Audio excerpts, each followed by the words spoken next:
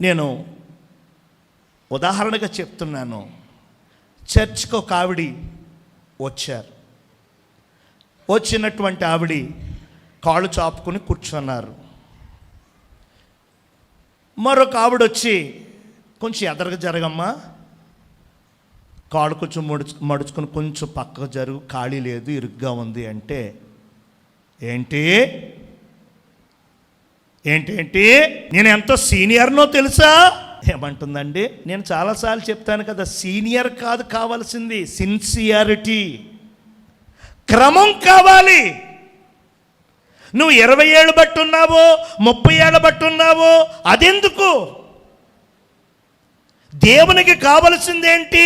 Sincerity, క్రమం కావాలి. చూడండి, కొంతమంది క్రమం లేదు. వాళ్ళకి నచ్చినప్పుడు వస్తారు, నచ్చినప్పుడు వెళ్ళిపోతారు. ఉండాలనుకుంటే ఉంటారు, వెళ్ళిపోవాలనుకుంటే వెళ్ళిపోతారు. ఒక క్రమం లేదు. అయ్యో మందిరం, అయ్యో సన్నిధి, అయ్యో పనులు పక్కన పెట్టి రావాలి, మందిరములో గడపాలి, వారానికి సరిపడు దీవెనలు నేను తెచ్చుకోవాలి అని లేదు. ఆరాధన అంతా అయిపోయాక, వాక్యం అంతా అయిపోయాక చివారిలో వచ్చి కానుకేస్తే, చివారిలో వచ్చి అర్పణిస్తే ఎందుకది? అది పనికిరాని అర్పణది, ఉపకారం లేని అర్పణది, కానుకది. అర్పణ కాదు, కానుక కాదు, నీవు కావాలి. నీకొక క్రమం ఉండాలి, దైవ క్రమములో మనం ఉండాలి. స్కూల్లో ఒక క్రమశిక్షణ, యూనిఫామ్, ఒక time, out bell, lunch bell, games bell, assembly, ఇవన్నీ ఒక క్రమాలు. మన పిల్లలు అవి పాటించట్లేదనుకో, ఫోన్ వస్తుంది మనకి, కౌరు పెడతారు. ఏంటండి మీ పిల్లలు యూనిఫామ్ వేసుకురావట్లేదు, అసెంబ్లీ అయిపోయాక వస్తున్నారు, ఎప్పుడంటే అప్పుడు వెళ్ళిపోతున్నారు, ఎప్పుడంటే అప్పుడు వస్తున్నారు. నేను ఫీజు కట్టాను కదండి అంటే, నీ ఫీజు ఎవరికి? దేవునికి స్తోత్రం. ఒక క్రమం. చిన్న పిల్లలకి ఒక స్కూల్లో ఒక క్రమం ఎలా ఉందో, మందిరములో, సహవాసములో, సంఘములో ఒక క్రమం మనకి కావాలి. ఒక క్రమములోకి మనం రావాలి, ఒక పద్ధతిలోకి మనం రావాలి, ఒక క్రమం. అయ్యగారు రాకముందు నించున్నాను, అసలు మీరు ఇక్కడికి రానప్పుడు నించున్నాను నేను. అప్పటి నుంచి నాకు పాటలు వచ్చు. నడిపించు నావా నడి సాంద్రమున్న దేవా నవజీవన మార్గమునా. దేవునికి స్తోత్రం. 50 ఏళ్ళు బట్టి పాడుతున్నాను. నా సీనియర్ ముందు నువ్వెంత అనకూడదు. దేవునికి స్తోత్రం. మనం పొరుగు వారికి, అయిన వారికి, ఆత్మీయులకు, సంఘానికి సహకారులుగా ఉండాలండి, మేలు చేసేవారిలా ఉండాలండి. చేతనైతే ఉపకారం, చేతనైతే సాయం, చేతనైతే ఒక మాట ఇచ్చేవారిలా ఉండాలండి. అంతేగాని కీడు చేసేలాగా మనం ఉండకూడదు, అపకారం చేసేవారిలాగా మనం ఉండకూడదు. ఏమండి, అన్యాయం చేసేలాగా, వారికి నష్టము, కష్టము కలిగించేలాగా మనం ఉండకూడదండి. ఆ సమస్తమైన దుష్టత్వము అనేటువంటి కలుపుని మనం తీసేయాల. దేవునికి స్తోత్రం చెప్పండి. హల్లెలూయా. ఏమండి, మొదటి కీర్తనలో చెప్పారు కదా, తీయక్కర్లా, దుష్టుల ఆలోచన చొప్పున. చెప్పండి, ఎవరి ఆలోచన చొప్పున? దుష్టులు. పనికిరాని మాటలు చెప్తారు, పనికిరాని పనులు చేస్తూ ఉంటారు. ఏమండి, ఏదో విధంగా ఇక్కడ అక్కడివి చెప్పి మనల్ని చెరపాలని చూస్తారు, మనల్ని చెడగొట్టాలని చూస్తారు. వాళ్ళు చెయ్యరు, మనల్ని చేయనివ్వరు. వారు రారు, మనల్ని రానివ్వరు. వారు ఉండరు, మనల్ని ఉండనివ్వరు. అలా ఆ దుష్టుల ఆలోచనతో ఏకీభవించకూడదు. దేవునికి స్తోత్రం. ఇంకో మాట కూడా ఒకసారి తీయండి. కొలస్సీలకు రాసిన పత్రికలో 3:8. కొలస్సీ 3:8. ఇప్పుడైతే మీరు కోపము, ఆగ్రహము, దుష్టత్వము, దూషణ, మీ నోట బూతులు అను వీటన్నిటిని విసర్జించుడి. చూసారా, విసర్జించాల్సింది, మనం విడిచిపెట్టాల్సినవి. దీంట్లో ఒకటి దుష్టత్వము. చెప్పండి, దీంట్లో ఒకటి. ఈ విడిచిపెట్టాల్సిన విసర్జించాల్సిన వాటిలో ఒకటి దుష్టత్వం. విడిచిపెడుతున్నామా? విసర్జిస్తున్నామా? దాన్ని కూడా పెట్టుకుని తిరుగుతున్నామా? విసర్జించిన వాటి వైపు మనం చూడం. విసర్జించిన వాటిని అస్సలు మనం క్యారీ చెయ్యం. అది అసహ్యం అండి. దేవునికి స్తోత్రం. అది మనలోనే ఉంది, మన నుంచే వచ్చింది. దాన్ని ఒక్కసారి విసర్జించాక దాని వంక చూడం, దాని రూపం చూడం, దాని ఆకారం చూడం. చిచ్చి, విసర్జించాం. ముక్కు ద్వారా విసర్జన, నోటి ద్వారా విసర్జన, కళ్ళ ద్వారా విసర్జన, నాలుక ద్వారా విసర్జన. ఒక్కసారి విసర్జించాక అప్పటి వరకు మన నాలిక మీదే ఉంది, అది అప్పటి వరకు మన నోట్లోనే ఉంది. కానీ దాని వంకైనా చూడము, అసహ్యము. ఎందుకంటే విసర్జించేసాము గనుక. మరి పౌలయ్య గారు చెప్తా ఉన్నారు కదా, విసర్జించాల్సిన వాటిలో దుష్టత్వం ఉన్నది. కీడు చేసే బుద్ధి, హాని చేసే బుద్ధి, అపకారం చేసే బుద్ధి.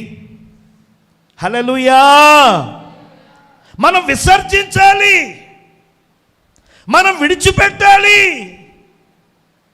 హల్లెలూయా, హల్లెలూయా. ఇది మొదటి కలుపు మొక్క. మనం ఆధ్యాత్మికంగా ఎదగకుండా చేస్తున్న మొదటి అడ్డు ఏంటంటే సమస్తమైన దుష్టత్వము. చెప్పండి, సమస్తమైన దుష్టత్వము. ఎదుటివారికి కీడు చేయాలనే ఆలోచన, ఎదుటివారికి అడ్డు తగలాలనే తలంపు, ఎదుటివారికి మోసం కాదు, ఎదుటివారికి నష్టపరచాలి అనే బీజం మనలో ఉండడానికి వీల్లేదు. మనము దేవుని పిల్లలము. హల్లెలూయా. రెండవ అడ్డులోకి వచ్చేద్దాం. రెండవ అడ్డు ఏంటి? సమస్తమైన కపటము. కపటము అంటే మోసం. చెప్పండి, కపటము అంటే మోసం. కపటము అని అంటే ద్రోహం. హల్లెలూయా. ఒక సామెత ఉంది, చెడపకురా చెడేవు. హల్లెలూయా. మనము అతన్ని మోసం చేశామనుకో, మనం అతనికి ద్రోహం చేశామనుకో, ఖచ్చితంగా ఏదో నాటికి అది మన దగ్గరకు వచ్చేస్తుంది. తప్పకుండా మనం కూడా చెడిపోతాం, మనం కూడా మోసపోతాం. హల్లెలూయా. పైనుంచి ఆయన చూస్తున్నాడు. అందరినీ బాగుగా చూస్తూ కనిపెడుతూ పరిశీలన చేస్తున్న దేవుడు ఆకాశము నుంచి తేరి చూస్తున్నాడు. ఆయనకు కనపడట్లేదు, ఆయనకి తెలియట్లేదు, ఆయనకు దొరకకుండా నేను బాగానే మెయింటైన్ చేస్తున్నాను అనుకోవద్దు. హల్లెలూయా. దేవుడు లేని స్థలం లేదు, దేవుడికి కనపడని స్థలము లేదు. మనం ఏ విధమైనటువంటి కపటము, మోసబుద్ధి, ద్రోహం చేసే గుణం ఇంట్లో కానీ, సంఘములో కానీ, వీధిలో కానీ మోసం చెయ్యొద్దు, కపటంగా మాట్లాడొద్దు. దేవునికి స్తోత్రం. లేనిది ఉన్నట్టు, ఉన్నది లేనట్టు. నేటి ప్రస్తుత లోకము కపటంతోనే జీవిస్తుంది. కపటం కపటం కపటం. ఉన్నది ఉన్నట్టుగా మాట్లాడితే నచ్చట్లా, లేనిది మాట్లాడాలి, ఉన్నది తీసేయాలి. వారిని ఇష్టపడేటువంటి ప్రజలు ఎక్కువయ్యారు. నిన్ను సరిచేయటం కోసం, నీవు బాగుండాలని, నీ మేలు కోరి, మంచి కోరి నీకు హితబోధ చేస్తుంటే కోపం, ఆయాసం. నువ్వేంటి నాకు చెప్పేది? అలా కాకుండా ఇంకా లోపల ఒకలా పెట్టుకుని పైకి మాత్రం సబాష్రా, తల్లి మంచిదమ్మా, నువ్వు ఇలాగే ఉండాలమ్మా అని ఇలా కపటపు మాటలు లోపల ఒకటి పెట్టుకొని పైకి ఒకలాగా మనం మాట్లాడుతూ ఉంటే ఆ మాటలను భలే ఇష్టపడతారు, మనతో భలే స్నేహం చేస్తారండి. అయితే నేను దేవుని ఎదురు చెప్తున్నాను, మనం దేవుని పిల్లలం. మనము ఉన్నది ఉన్నట్టుగానే మాట్లాడాల. ఉన్నది ఉన్నట్టుగా మాట్లాడే అవకాశం నీకు లేకపోతే మౌనంగా ఉండాల. దేవుడు మన మాటలు వింటున్నాడు. దేవునికి స్తోత్రం. హల్లెలూయా. మనం అతన్ని చెడిపాము, అతన్ని మోసం చేశాము, అతనికి ద్రోహం చేశామంటే తప్పక మనకు కూడా ఆ పరిస్థితి ముందుంది. బైబిల్లో నుంచి యాకోబు చరిత్ర మీ అందరికీ బాగా తెలుసు. అన్నని మోసం చేశాడు, నాన్నని మోసం చేశాడు, నాకు ఎదురు లేదనుకున్నాడు, ఆశీర్వాదాలన్నీ కొట్టేశాడు.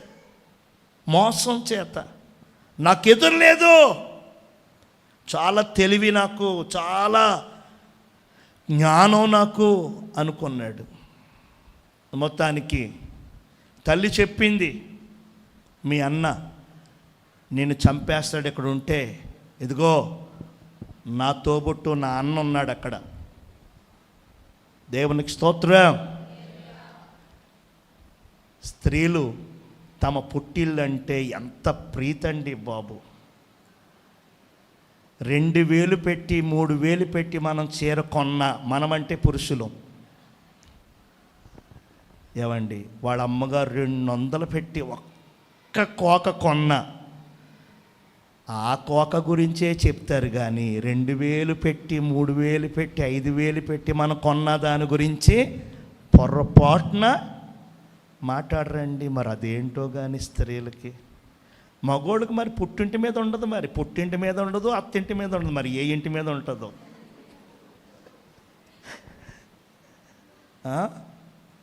పుట్టిల్లంటే ఎంత పిచ్చండి బాబు. ఆడోళ్ళకి ఉండాలి, మంచిది ఉండాలండి.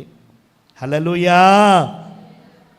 ఇక్కడ సొంత అన్నని మోసం చేసినటువంటి అతన్ని, ఒరే ఇలాంటోడు అక్కడికి వెళ్ళి మా అన్నను మోసం చేస్తాడు లేకపోతే ఏం చేస్తాడని ఆలోచించక, నిన్ను కాపాడటానికి మా అన్నయ్య ఉన్నాడు అక్కడ, నా తోబుట్టువు నా సొంత అన్నగారు ఉన్నారు, నువ్వు వెళ్ళిపో నీ మేనమామ దగ్గరికి అని పంపేసింది తల్లి.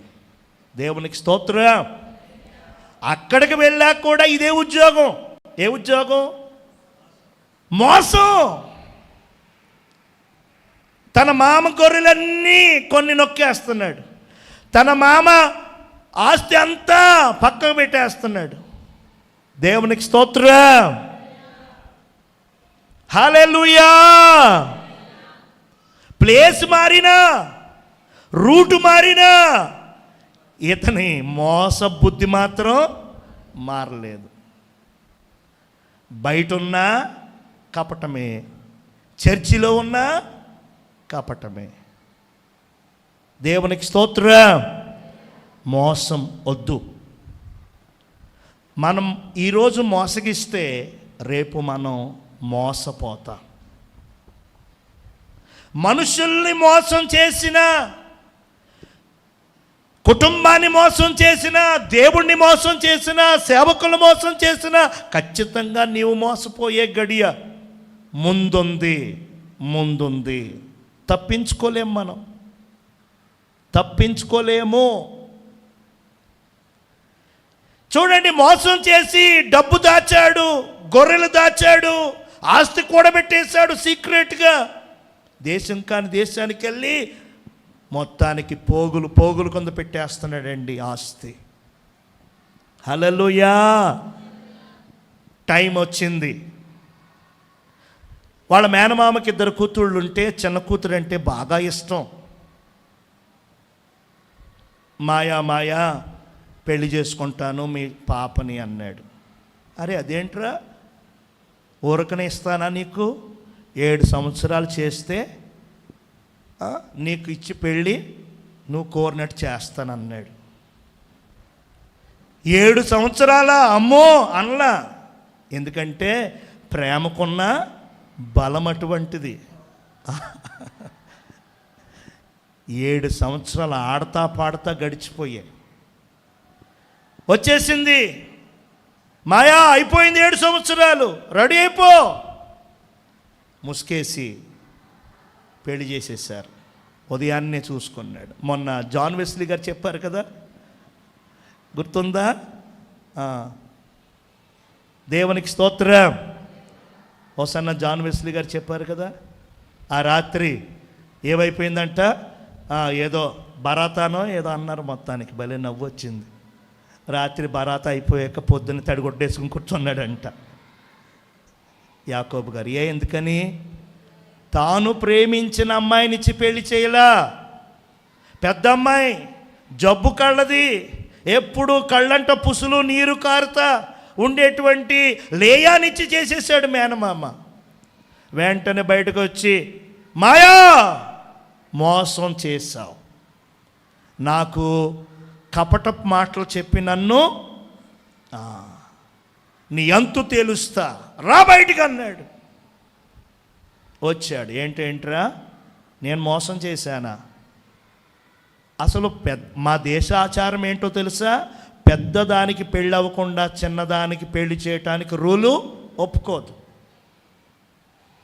నీకు చిన్నది కావాలా, ఇంకో 7 ఏళ్ళు చెయ్యి అన్నాడు. ఇంకంత ఇరుక్కుపోయాడు.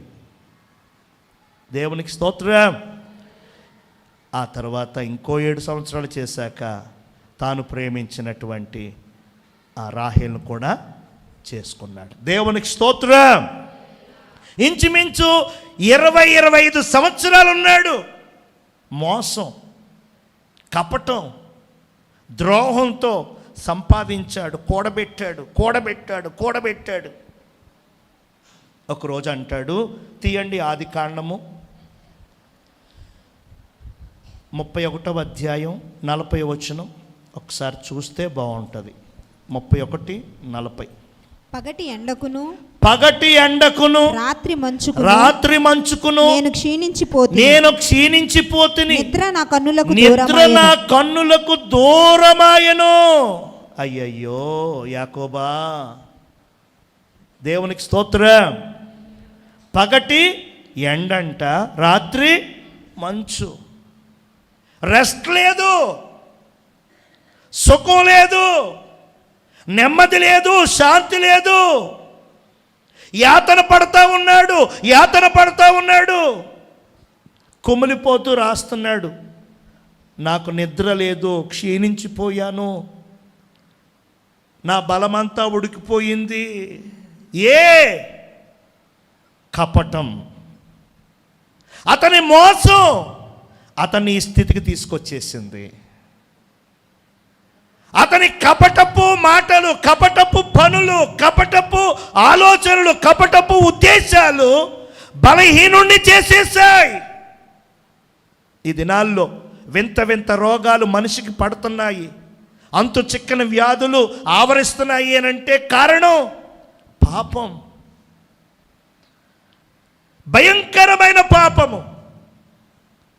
ఆ పాపముల వలనే క్షీణత, బలహీనత, నీరసము, నిస్సత్తువ. ఎన్ని బలం గొట్టాలు వేసినా, బలం కోసం ఎన్ని సీసాలు తాగిన అరుకులు బలమరుకులండి.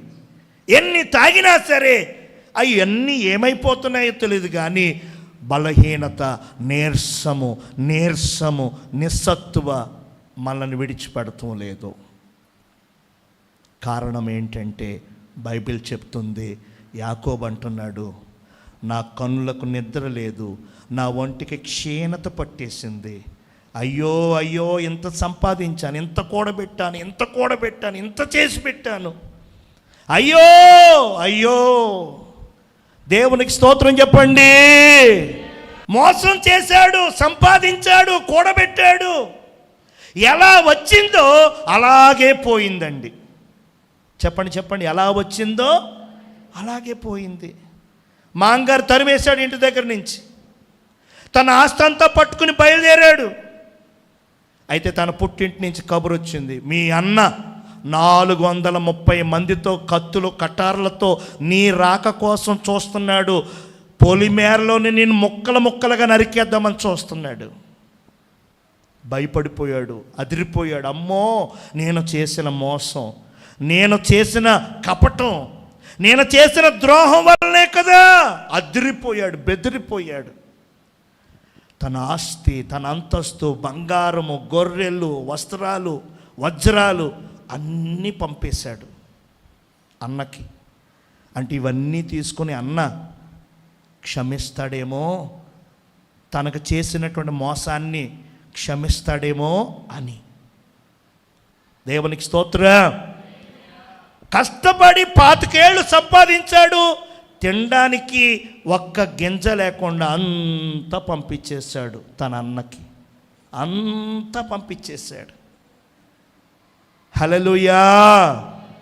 మోసం చేసి సంపాదించాడు, మోసంతోనే అదంతా ఎలా వచ్చిందో ఒక సామెత ఉంది కదా, తాడిని తన్నేవాడు ఉంటే చెప్పండి,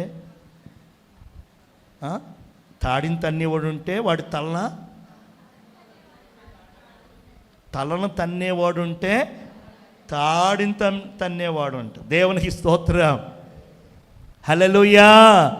అనుకోవచ్చు మనం, ఏమండి, అనుకోవచ్చు మనం, చూసావా ఎలా చేశానో, చూసావా ఎలా చక్కబెట్టానో, చూసావా నా మైండు, చూసావా ఎలా క్లియర్ చేశానో అనుకుంటున్నాడంట.